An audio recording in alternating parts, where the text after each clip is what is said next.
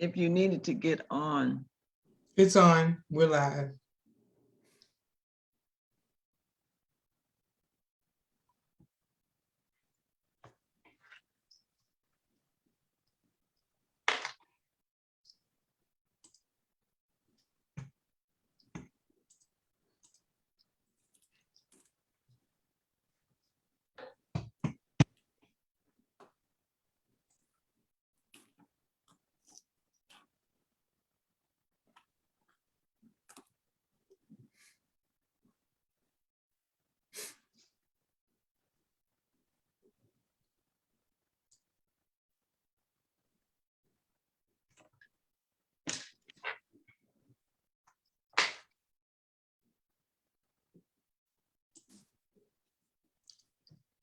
Good evening, and welcome to this week's Black Mental Health is Black Health. Tonight, we have a topic that, like so many that we have, that people don't want to talk about: suicide. But it's real and it is impacting our community in ways you won't believe.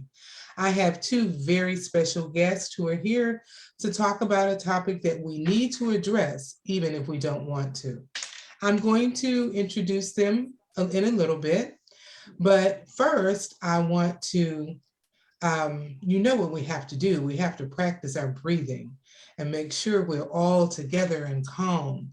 So for those of you, if it's your first time, we start the show with some deep breaths. The reason we do that is to teach you how to deep breathe and allow you to maybe get rid of some of the cares of the day and allow you to let your body and mind just become in sync. So here's what we're going to do. When I ask you to deep breathe, you're going to breathe in so deeply. Put your hands on your stomach, I'm sorry. And you're going to breathe in so deeply that you're going to feel your stomach expand. What's going on is the air is going in, it's expanding your lungs, it's going through your body. You're not just breathing in your chest. And we're going to take 3 deep breaths. I'll count you into 4 and count you out to 4. And then we'll just see how you're feeling afterwards. So let's get ready. Breathe in, 2, 3, 4, out, 2, 3, 4. In, 2, 3, 4, out, 2, 3, 4.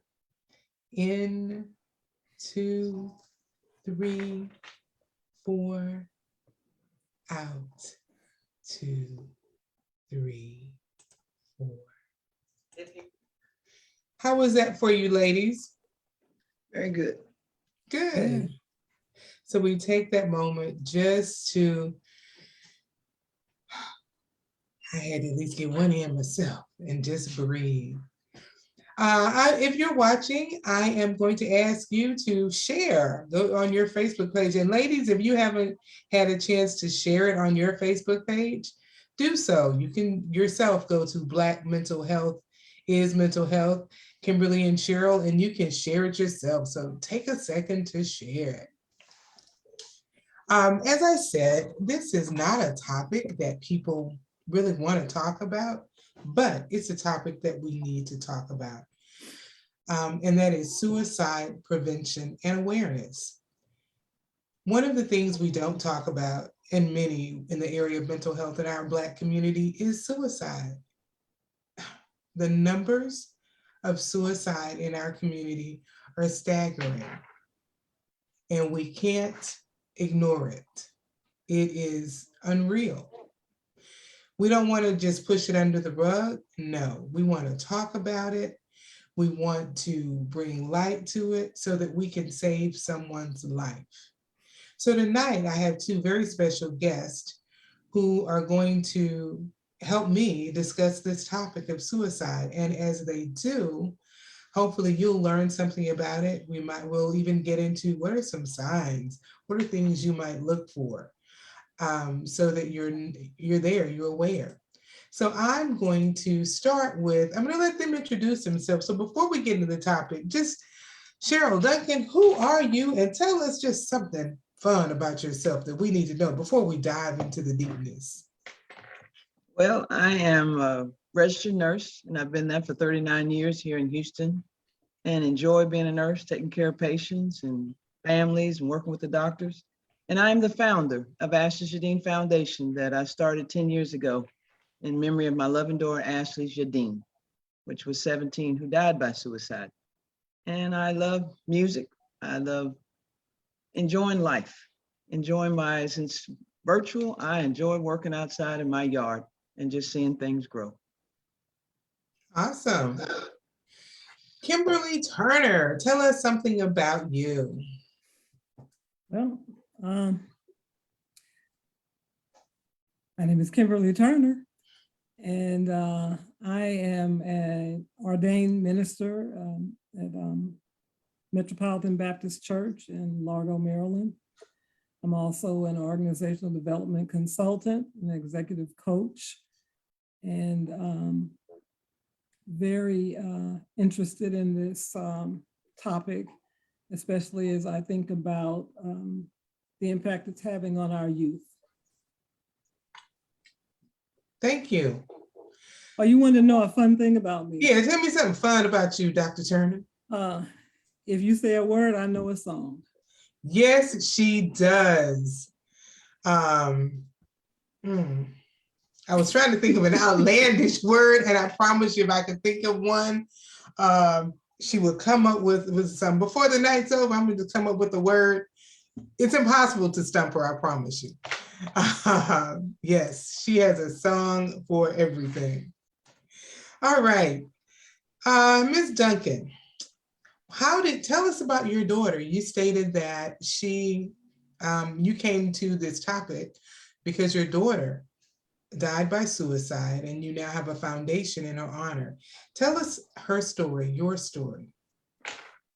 As she was 17 years old and suffered with anxiety and depression. Right after her brother went off to college, we noticed changes in her behavior. And that was like 2009. She died in 2012. And she kind of gave up on volleyball. She was withdrawn. She just was not the same person that wanted to be in life. And she was on social media, talking about how she felt. And closer to her dying, she talked about she wanted to get a gun. She talked about her pain. She was emotionally and mentally just hurt, but financially she was okay. And she felt that dying by suicide was the way to go. And she felt like, why was God keeping her here? And we just thought we could help her, but going through counseling, medications, just trying to help her see what was going on and could she help herself. And she told me she wasn't like me and she would have to help herself. But with helping herself, she just felt that she needed to be away from here. She left a note that day that I received later in July that she got her dad's gun and she couldn't do this anymore. I'm tired. I love you. Goodbye. And it all kind of went on that day where she had a key from her father's car and she got the gun out of her trunk. And she texted me and he was looking for his gun and he was looking for his key. And then we found out that she had walked down the bayou. And she had also was a big Twitter and she put all of this on the social media that I finally got a gun. And which was very hurting because you felt like you were doing something to try to help her, but you couldn't reach her. And I always think her talk of what she was really going through, she just didn't share that enough. And starting this foundation, people said, you need to do something. You need to help people. And I said, how could I help people when my child died by suicide? So we came together with the American Foundation Suicide Prevention. They had a walk like in November of 2012. And a lot of us was sitting there together and we were talking about, why don't we get together and let's try to help people. Let's help people get help and do real talk. But I had not the first time that I dealt with suicide. My sister died by suicide and she was 30 years old, July the 8th, 1995, and I was so angry and didn't understand it. So from 95 to 2012, I never talked about how she died or that subject.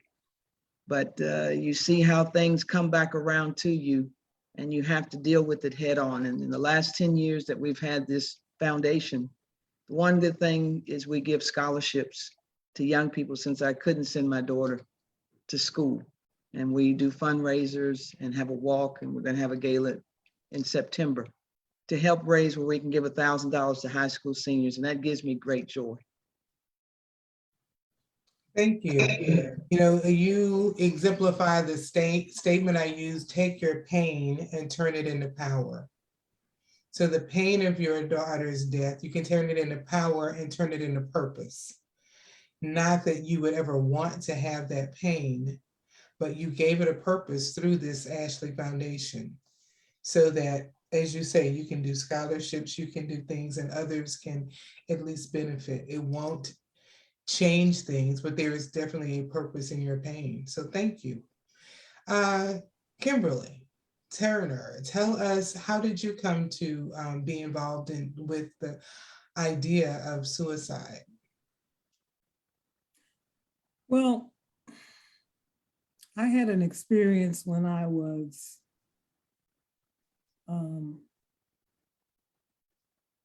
11. I was babysitting. We lived in like this duplex. We lived on, maybe it was a triplex, because we lived like in the middle, and then it was the upstairs, and there was like an apartment upstairs, and then there was one under us.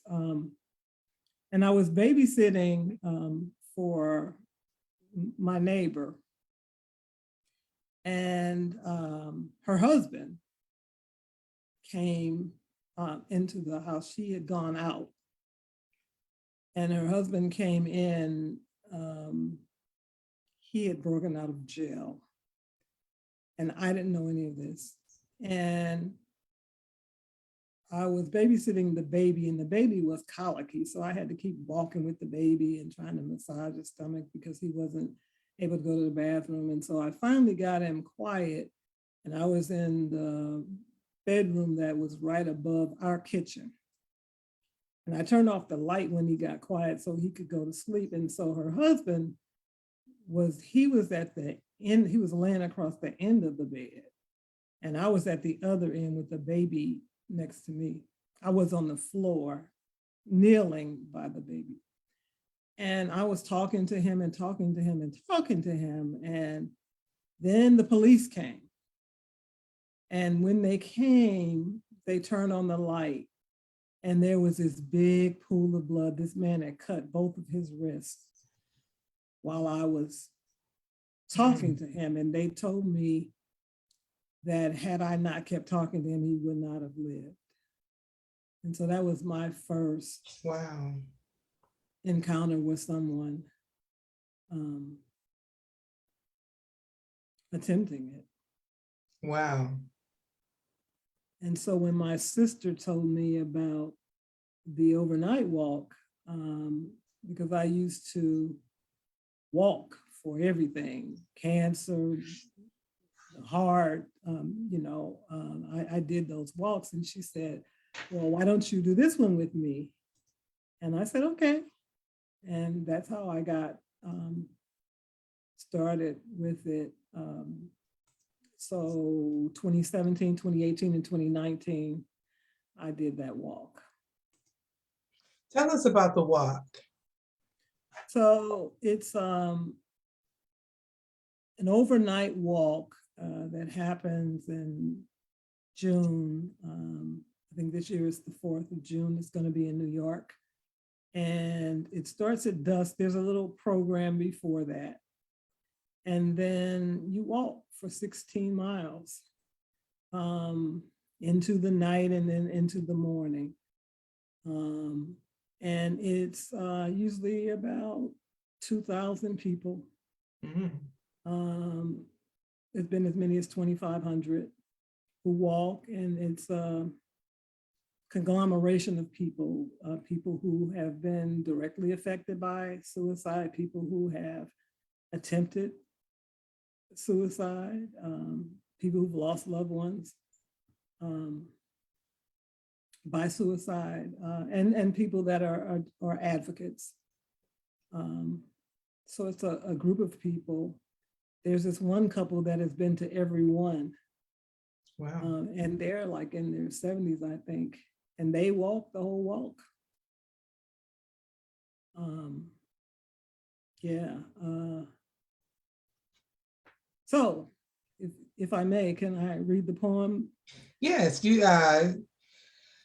Turner has a poem she wants to share with us, so let's sit back and listen. And just to tell you a little bit about my sister's team is called Spirit. You know, I had to have spirit in there. It's an acronym for Suicide Prevention is Reachable Individually and Together. I like that. And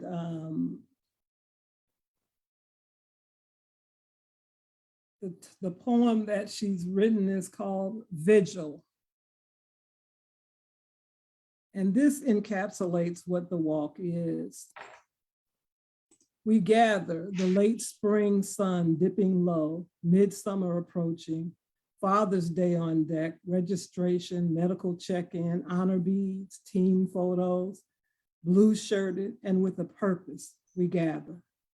A loudspeaker transmits the story, much as a stethoscope osculates lungs and heart. A rhythm echoes out, and in response, a collective holding of breath and shedding of tears, heads bent and silent prostration as opening ceremonies revisit wounds, one old, others painfully fresh. We walk, haltingly at first. That first mile takes forever.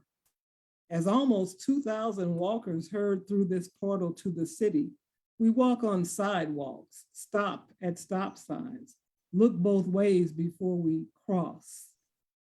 And we do not obstruct traffic. We do not close streets. City life goes on, as it does, every Saturday night. Life goes on for those for whom we are not walking in remembrance. City dwellers stop and ask, why, who, what, how long? Why are you wearing those shirts? Who are you? What are you doing? How long is this walk? Why are you walking? Who is this for? What is the overnight? Why are you carrying that sign? Who died? Why are there so many? We walk through the nightlife, through partying crowds, through quiet midnight parks, through early morning neighborhoods, through sleeping neighborhoods. In the quietest hours, new friends and conversation fall quiet. The struggle now is to get through this hill, one foot in front of the other, blisters hobbling, threatening to disable each step, another painful reminder that this night is a journey, a celebration, a wake for the lost friends, mothers, husbands, aunts, coaches, brothers, nephews, classmates, cousins, fathers, sisters, doctors, colleagues, patients, uncles, grandparents, nieces, wives, children who died by suicide. This night is also a testament, a story, an exercise in stigma breaking. As many walkers are survivors, we gather. The morning sun considers rising up, spring fading fast, Father's Day at bat, the finish line, breakfast, check-in, luminaria glowing in the fading night, team photos, blue shirted, weary, we gather, relief, exhaustion, and something more settles as the new day dawns and we share a collective releasing of breath and drying of tears, heads raised in vocal proposition for change as closing ceremonies remind us to be the voice. This conversation continues. That is powerful. And it gives a good view of the walk. How can people support you? Because it's a fundraiser. I'm going to put it up and you can also tell us how they can support you. I Let me see if I can share the link. Okay, I can give you that.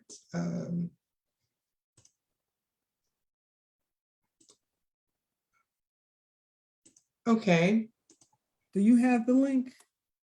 yes. Okay. You That's want all. me to? Okay. Yeah. Let me show you guys the link and I will post it as well. This is what the website, if you'd like to make a donation to Kimberly's team, you can. And I will also post it. Let's see, share.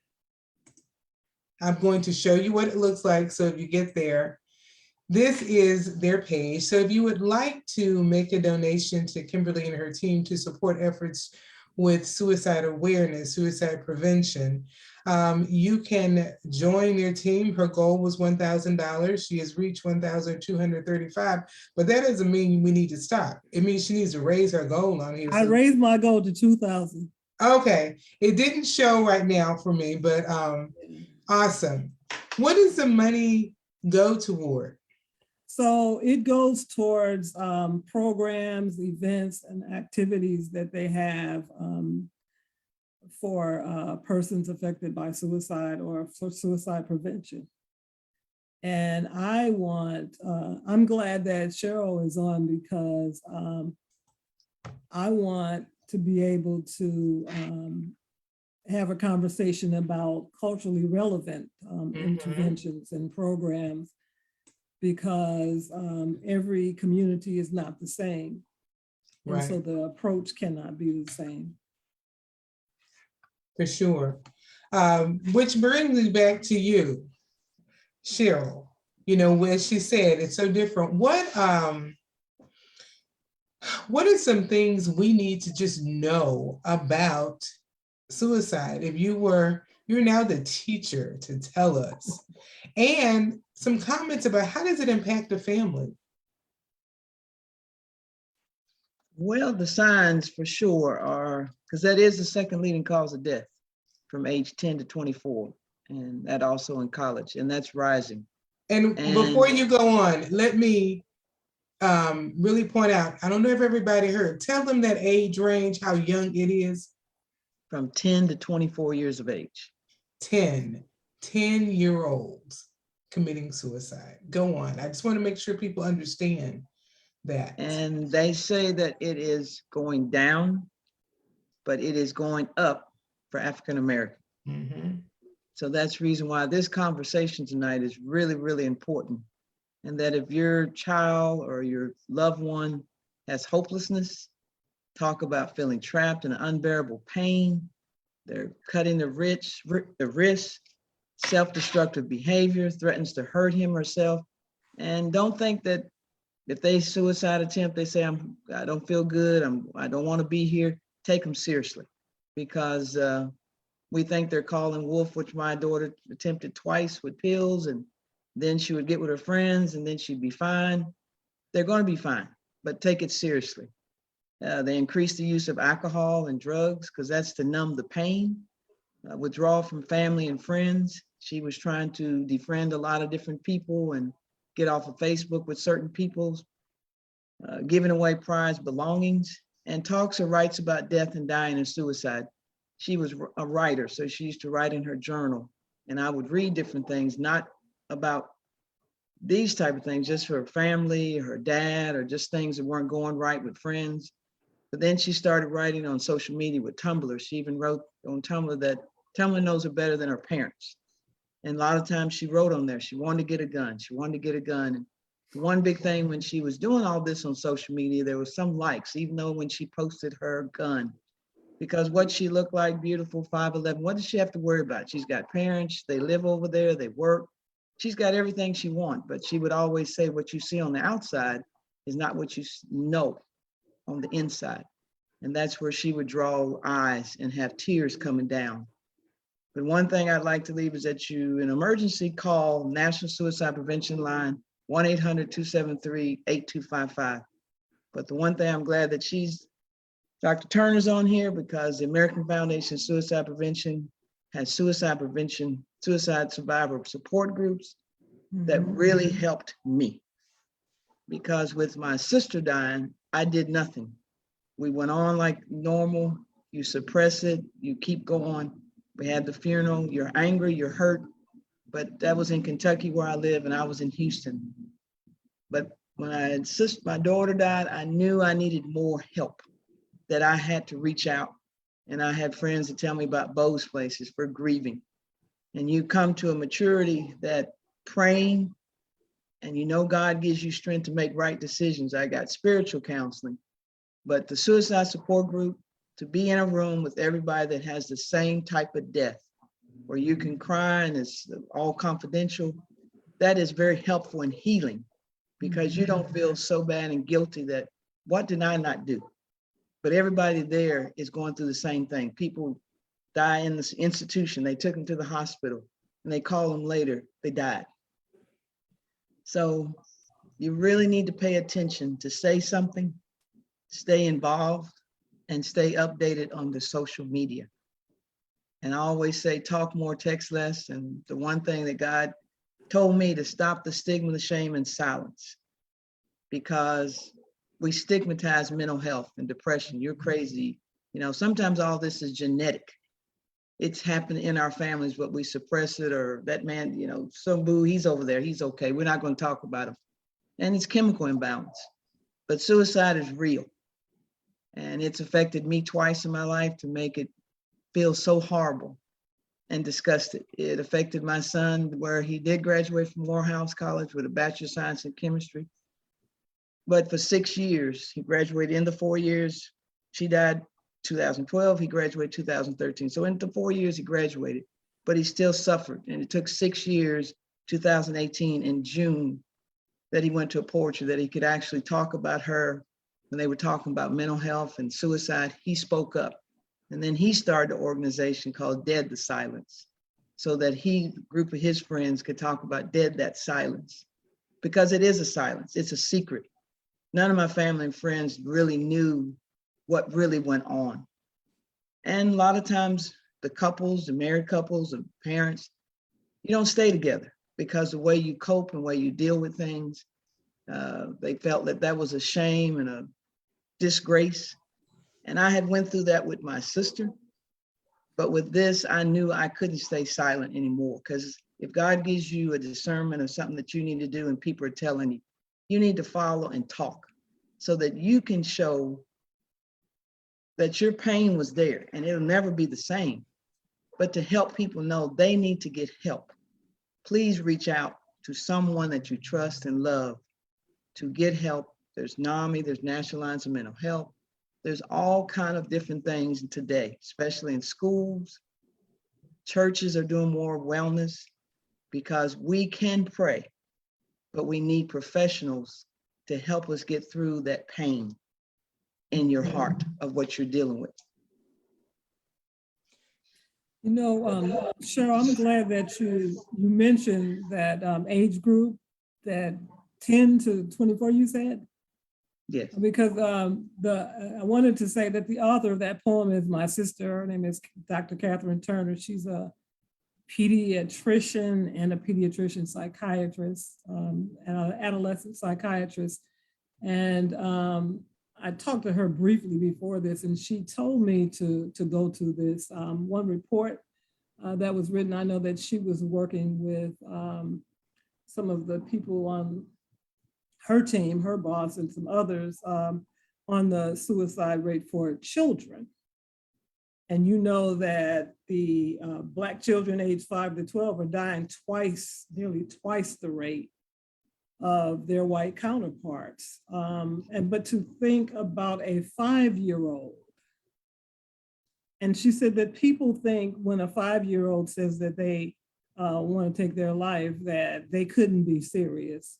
Right. They don't know enough to be able to do that. But she said they do.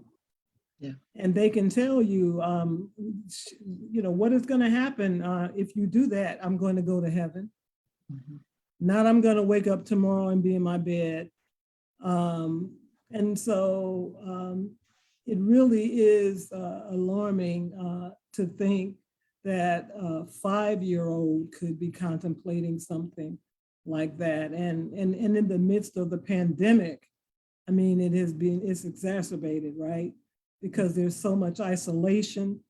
And I know you're probably going to talk about this, so I'm not going to, but this cyberbullying is real, and bullying is real. And so you can't tell a child, you just need to tough it out, right? Okay, I'm done. No, you can go on. No, keep Because going, because that's cyberbullying is so real. Bullying of the past is very different. And here's the thing about some things just about the concept of cyberbullying. So bullying back in our day was, and it was brutal.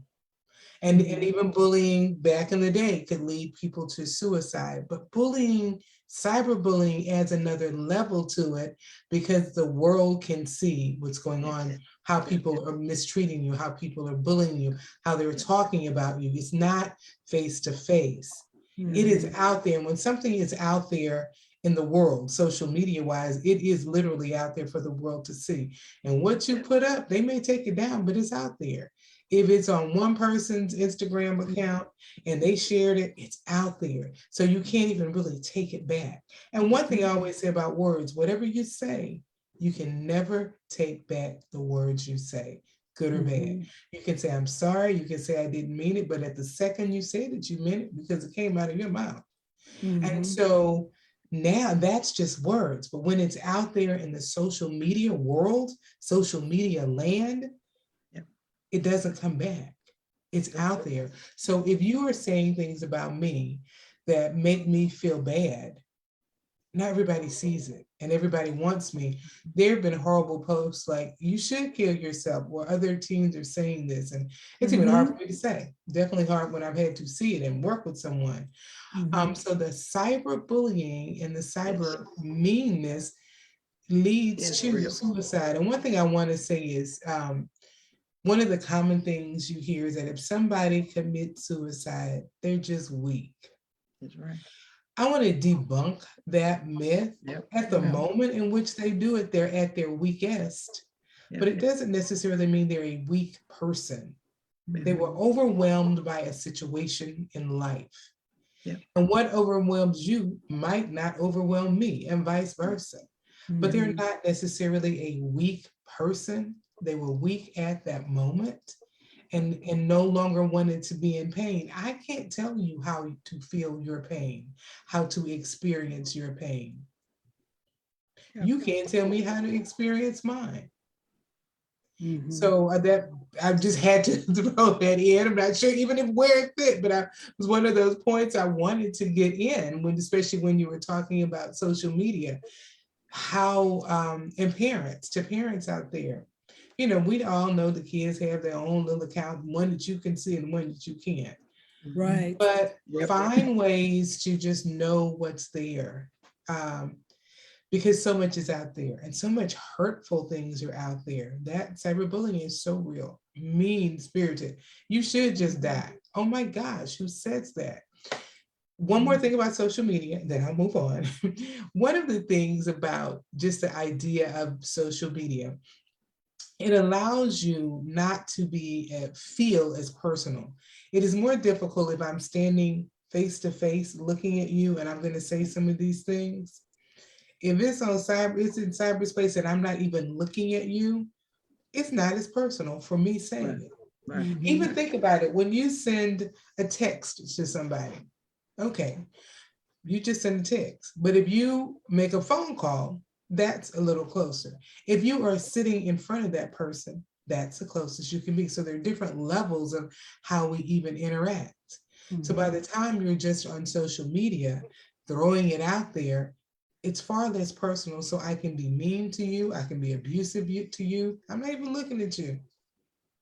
We can depersonalize the impact of what's going on. And you just do it. You throw it out there. It's more removed. Like I said, there's social media, text, email, phone call, in person. Man, we way down here with social media. We're a long way from being personal. And when you take that personal, the less close you are to being personal, the easier it is to be offensive, the easier it is to be mean. Mhm. I don't see you, whatever. You ain't nobody to me because I'm not in your presence. I don't feel your space. I don't feel you breathing. I don't see you. So it's so much easier to be mean and abusive on social media. Very, very true. Very, very, very true. Because I didn't get to see all her posts because I wasn't on social media. We tried to keep her off social media, but that wasn't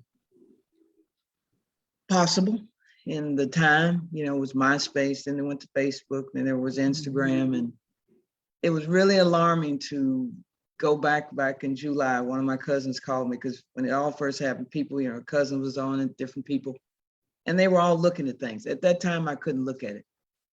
And then she showed me how to get on. And I would get up in the middle of the night and I would actually read some of the things before I go to work. It just going through, trying to find, can I find the answer? Can I find what was really going on? And all I could ever see was she was doing this and that, and she was telling how she felt. And then when she put on Twitter, you know, I actually posted, I finally got a gun. That was deep. Yeah. And it was not like you said, that was all over. That was no more our personal space. That was the public.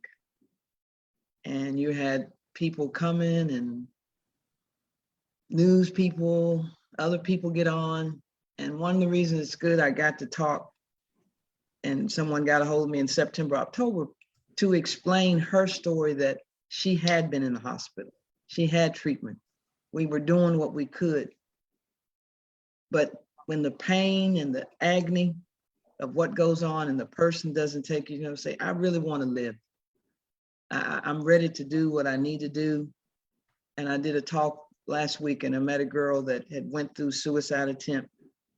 And she come to grips that she needs to take medication. She needs to have counseling. But you have to get to that level to where you take responsibility that you're different from your friends. You have depression. It might be a little deeper than everybody gets depressed. Everybody has anxiety, but it might take you to a certain level that is so high, you don't know how to bring it down. And the situation, because childhood trauma creates a lot of problems too, that you suppress in your life. Kimberly, what can you say from a minister's point of view about suicide, you know, in the church? Because I'm a Christian, love the Lord, but the church has done a lot to hurt us in terms of mental health.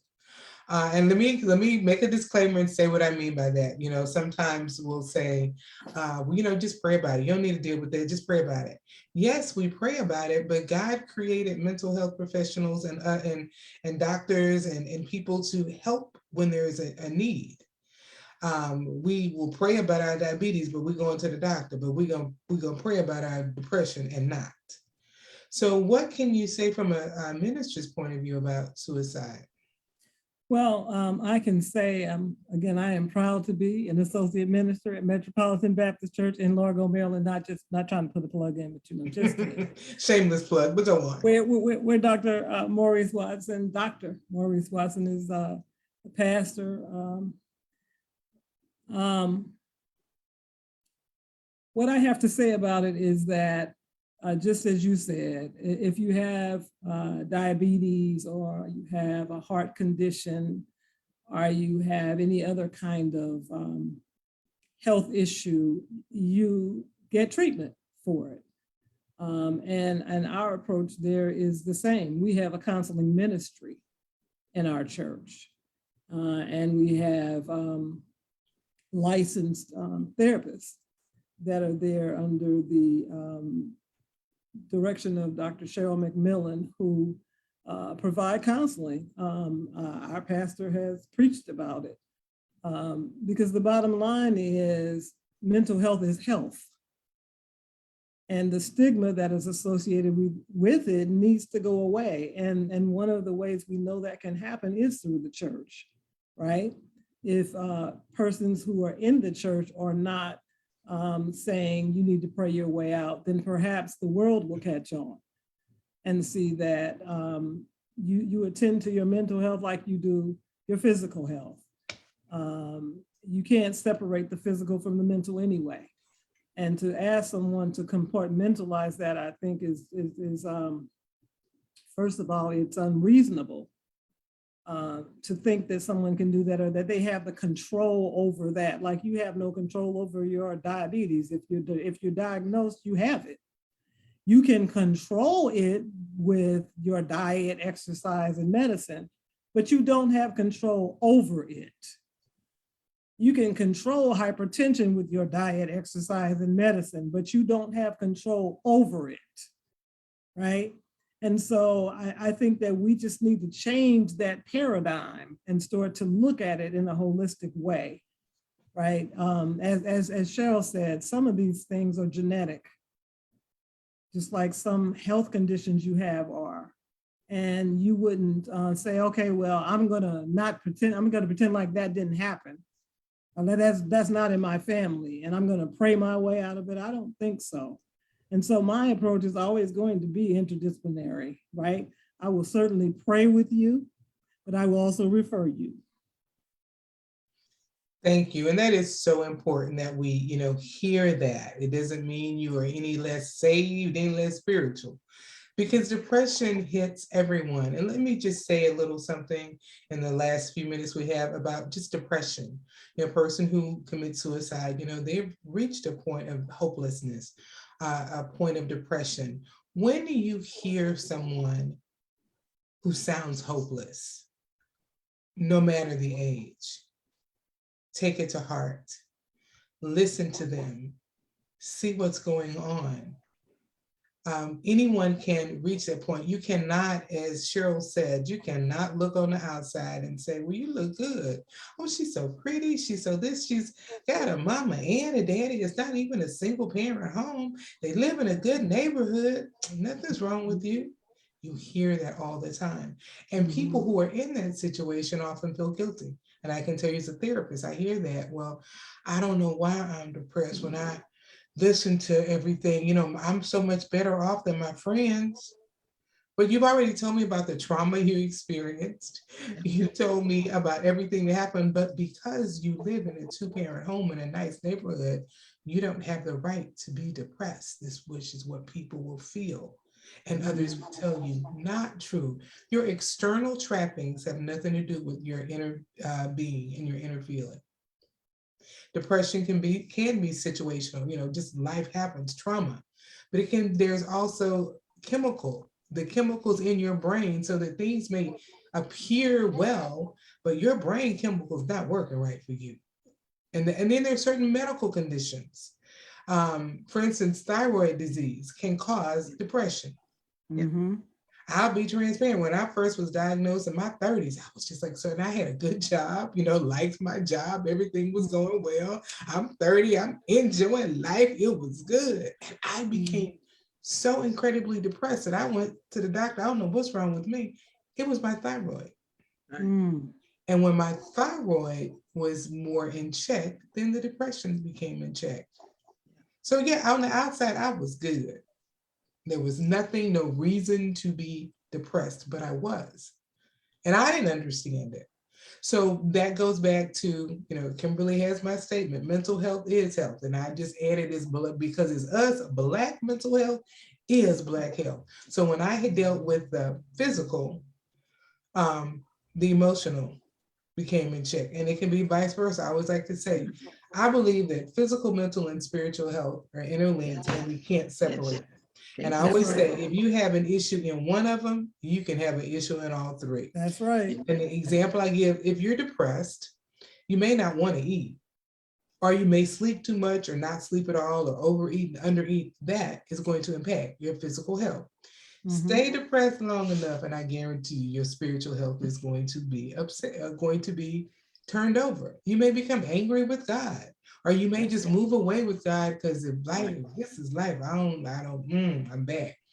If you have a physical illness, it can impact you mentally. Just even the example with the thyroid. That was a physical deal. but it impacted me mentally. And I wouldn't have known I had a thyroid disorder if I hadn't been depressed.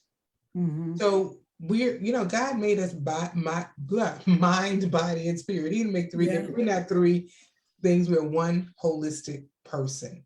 Right. And we're out of time, ladies. Wow. As I looked at the clock, I said I had a quick something to add. But what I do want to say is this. Okay, it's our time. So hey, if we go over 45 minutes, who's going to say my show, my time? So what I will say is I want to give you each a moment to make a closing comment. Who would like to go first? Cheryl, go for it. Well, the one thing I want to say is in the Bible, 1 Kings 19, Elijah had depression, and the Lord helped him get through depression. So in the Bible, there is things about depression and suicide. Mhm. And also I wanted to say, I would rather have a physical health, what I used to say, than a mental health, because you can't see my problems, but you think I'm doing okay. Main thing is to hold on to hope, get some help, talk more, text less. And if you are feeling a certain way, like you said, go to your doctor, go to your pediatrician, go to your family doctor, because they do behavioral assessment and they can do blood work. I just appreciate you doing this tonight, because Black mental health is Black health, but we're not paying attention because we're supposed to be so strong and handle it all. You got to get some help. It doesn't show that you are not strong, but it's strong when you get help so that you can stay healthy. It's okay not to be okay.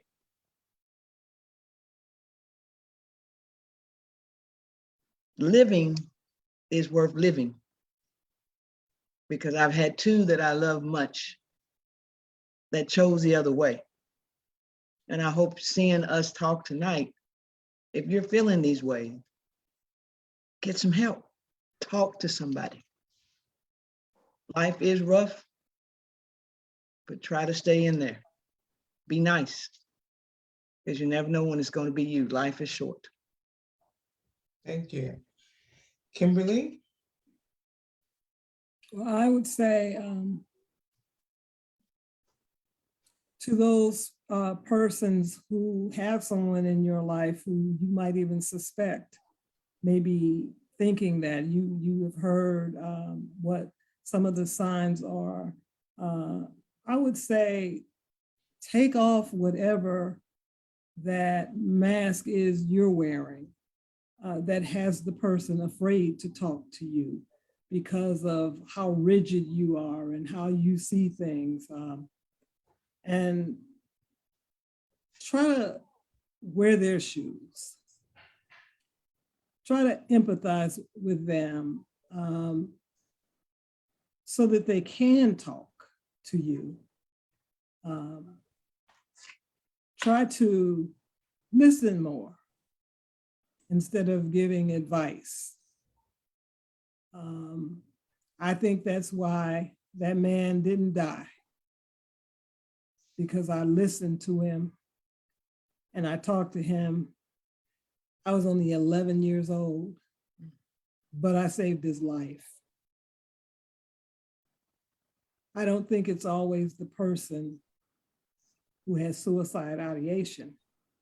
I think it's oftentimes us and how we look at even the word and how we look at a person and what our religious beliefs are, what our cultural beliefs are, such that there's such a wall up that they can't penetrate that wall. And social media has been that outlet that you can say whatever you want to say, and a lot of people are listening or watching, and especially now during the pandemic. So you have the rapt attention. You have a full audience. And it's not personal anymore, where it is personal when it's someone you love. So that's what I would say. I would take the lens off the person and put it more on those people who are going to be affected by it. Are your beliefs so strong that you have to hold on to them instead of holding on to that person? That's an awesome statement. And the last thing I want to say is ask. If you think someone may be suicidal, ask. Asking will not make them do it, but not asking could help them do it. You know, in the statistics show that if you're able to ask, you might save a life. So I want to thank both of you ladies for coming on and bringing light and life to a situation and a topic we don't want to talk about. And to the audience, I invite you to share this on your page so others can hear it later on. So share it. Ladies, I invite you to share it so others can hear. Bring light to something that we don't want to talk about. Let's just put it out there. It's real. So let's give them something to talk about. There you go. Here's the song. See, we tell you again, and she'd have a song for you. Big preacher. So that is the song. She is the ultimate DJ. I promise you. Well, we need that. We need that. We need the church to open that up. Let's just be there. So thank you again, ladies. Thank you, audience, for listening. And we'll see you next week on Black Mental Health is Mental Health. Thank you so much. Bye now. Thank you. Thank Bye-bye. you. Thank you very much.